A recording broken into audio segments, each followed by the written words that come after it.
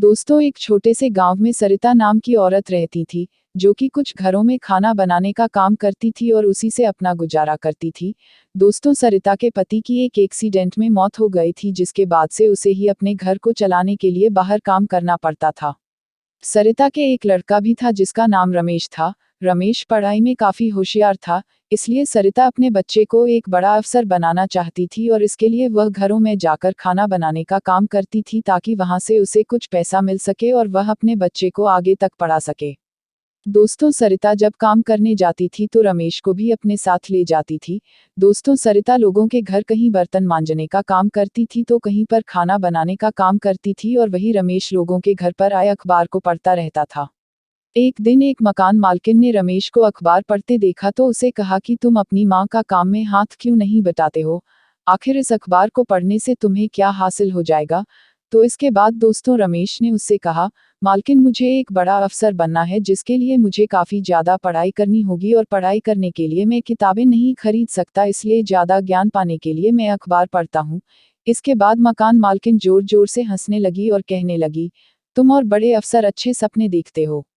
दोस्तों, रमेश की माँ को यह बात बहुत बुरी लगी और वह रमेश को लेकर अपने घर वापस चली गई।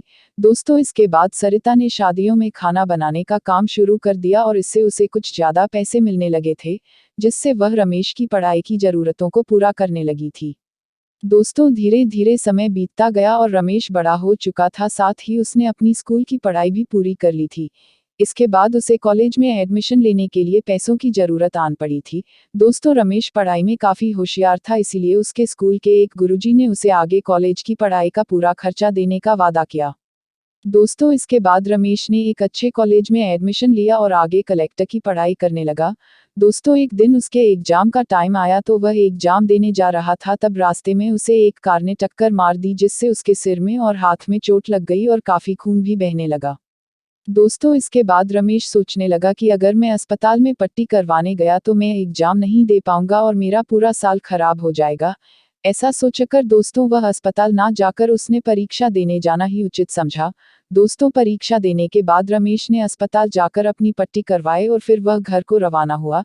इसके कुछ दिनों बाद जब रमेश का एग्जाम रिजल्ट आने वाला था, तब रमेश की मां ने बाजार से जाकर अखबार खरीदा और रमेश को लाकर दिया और कहा कि इसमें अपना रिजल्ट देखकर बताओ क्या रिजल्ट आया है।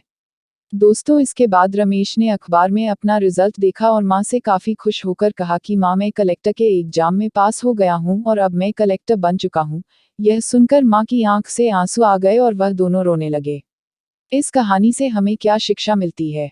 हमें हमेशा अपना लक्ष्य प्राप्त करने के लिए मेहनत करनी चाहिए, कभी मेहनत से मुंह नहीं मोड़ना चाहिए। फिर दुनिया चाहे आपका मजाक उड़ाए या फिर आपके ऊपर हंसे, आपको अपने लक्ष्य की तरफ आगे बढ़ते रहना चाहिए। दोस्तों, अगर आप ऐसा करते हो तो आपको एक ना एक दिन कामयाबी जरूर मिलेगी।